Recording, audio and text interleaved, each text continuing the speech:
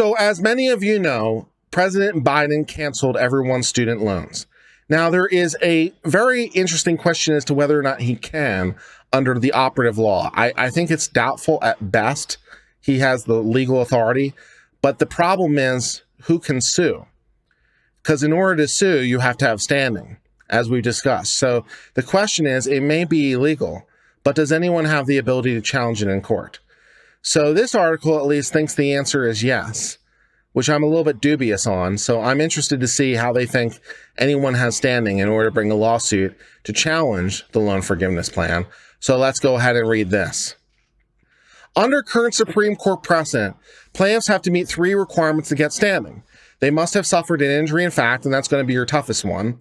The injury in question must be caused by the alleged illegal conduct, and a court decision should be able to redress the injury. The main potential stumbling block in this case is a requirement of injury in fact. I tend to agree. It may be difficult to prove that student loan cancellation injures anybody, in the sense required by the Supreme Court. Canceling some of a student's loan debt does not necessarily injure students B and C. This is true. The others may believe it's unfair they have to pay off the loan themselves, while A doesn't. But with rare exception, current precedent requires some sort of tangible injury. Unfairness isn't enough. Yeah, you're no worse off than you were. You might not be better off, but you're no worse off. So you don't really have injury. While taxpayers generally do not have standing to challenge illegal use of public funds by the executive, the Senate and House of Representatives do. The U.S. Court of Appeals for the D.C. Circuit so held in 2020 when the Democrat-controlled House of Representatives filed a lawsuit challenging Donald Trump's attempt to divert military funds to build the border wall. The decision was written by a prominent conservative judge who reasoned as follows. The House is suing to remedy an institutional injury to its own institutional power to prevent the expenditure of funds not authorized. Taking the allegations of the complaint as true, and assuming at this stage the House is correct on the merits, the House is individually and distinctly injured because the executive branch has allegedly cut the House out of constitutionally indispensable legislative role. I mean, there's something there. More specifically, by spending funds that the House refused to allow, the executive branch has defied an express constitutional prohibition that protects each House congressional chamber's unilateral authority to prevent expenditures. I mean, yeah, because if it doesn't pass, they can't get it passed, right? To put it simply, the appropriation clause of Article 1 requires 2 keys to unlock the Treasury, and the House holds one. The executive branch has, in a word, snatched the key out of the House's hand. That is injury over which the House is suing. Okay, that kind of makes sense. To hold the House is not injured or the courts cannot recognize the injury would rewrite the appropriations clause. That clause has long been understood to check the power of the executive branch by allowing it to expend funds only as specifically authorized. Okay, that kind of makes sense. As a basis for the standing of the House is the only one. Well, the House and the Senate are the only ones that can create a bill that would allow for the expenditure of money, and to the extent that isn't happening, then their role has been usurped. So that might be an injury on them. Okay, that kind of makes sense. The article continues by saying that the judge's reason is compelling. I think so. And pretty obviously applies to this loan forgiveness plan, at least arguably. No less so than Trump's border wall diversion. Under the approach, either the House or Senate would have standing to sue if the other House chose not to. That makes sense. Of course, neither House is likely to do so long as the Democrats control. But that could change after the November election, when the Republicans could potentially retake one or both of them. If so, they could rely on the border wall precedent to get the standing they need. It's hilarious, as always, that some precedent created by the Democrats to prevent the Republicans from doing something will be used by whomever to prevent the Democrats from doing something they want. The law giveth and it taketh away, as always. People seem to have a problem with the long-term thinking. Unfortunately, the House or Senate would have to file as an institution to get standing. Right. Individual members don't. That's correct. The injury would be to the House as a whole, not to any individual member. So you need the House to pass some sort of resolution. Okay. A second type of entity that could get standing is student loan services.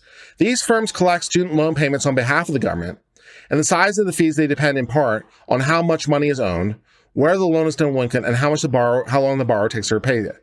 If loan frequency reduces delinquency, it enables some borrowers to repay faster, or otherwise affects, they obviously suffer injury in fact. This one doesn't work for me. Like, it might be nice for them that they are like counting on interest in the future, but if someone has the ability to repay loans, then they just have the ability to repay loans. And if some person just swoops in and repays the loan, well, you don't get the interest. So in some sense, you were perhaps expecting the interest. But if someone has the right to repay the loan, then you don't have the right to the interest. So you're not injured by the fact you didn't get interest. I mean, it's sad and all, but you were never entitled to it in the first place because they could always repay their loan. So I'm not so sure about that one. It's possible the student loan providers will be afraid to sue because they don't want to antagonize the federal department. I'm not sure that this works as a legal theory. A good relationship with the feds may be necessary to ensure continued profitability. But if anyone is willing to sue, standing shouldn't be a problem. I'm not so sure about that. I don't really see that one. Again, they might have had some sort of predictable expectation of future interest, but there was nothing stopping everyone from paying their loans. And there's nothing stopping a third party from paying their loans. So this legal theory does not work. All right, so what else you got? A final category of plaintiffs who get standing is colleges that refuse federal funding, but compete with those who accept it. I don't see that one working either.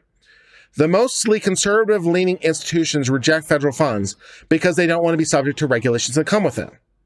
I mean, that is the deal. Like, you take the federal money, it comes with a whole bunch of conditions. Yeah. So there are some schools that reject all federal money. Not very many, because most schools, including private schools, the vast, vast, vast majority of schools, public and private, take governmental money. But there are a few holdouts, not many, but a few. For obvious reasons, loan cancellation makes colleges that accept student loans more competitive. This latter relatively cheapens alternatives. That's not going to work. Courts have long recognized competitors standing to sue, challenging policies that strengthen the competitive market position. Even a small financial loss is enough to qualify for injury in fact. Yeah, I'm not really buying that one. The Congressional House thing is the most promising in view of the precedent. These other two seem more of a reach. But, okay, maybe some of them can try, but I'm not so sure. But that's what's going on with the federal loans. So that brings us to the end of this article about whether or not anyone has standing to bring a lawsuit to challenge the Biden debt cancellation. The article posits three possibilities, two of which I'm not so sure about. The third of which has some specific case law. The specific case law having been developed by the Democrats to help fight the border wall. But of course, what law giveth, it taketh away. And so now someone, the Republicans, to the extent they wanted to, could, as a collective whole, as a collective House or collective Senate, could use this precedent as a basis to sue.